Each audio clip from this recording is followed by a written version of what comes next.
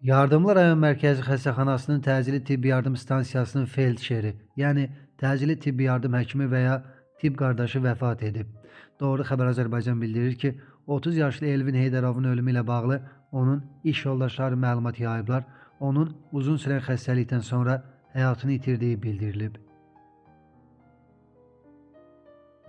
Şəki rayonunun Biləzik kəndində isə 1 yaşlı körpə qəfil vəfat edib. Bizim media xəbər verir ki, kənd sakini 2025-ci il təvəllüdlü Ayşə Qoşqar qızı Zəkəryayevanın halı evdə qəfil pisləşib.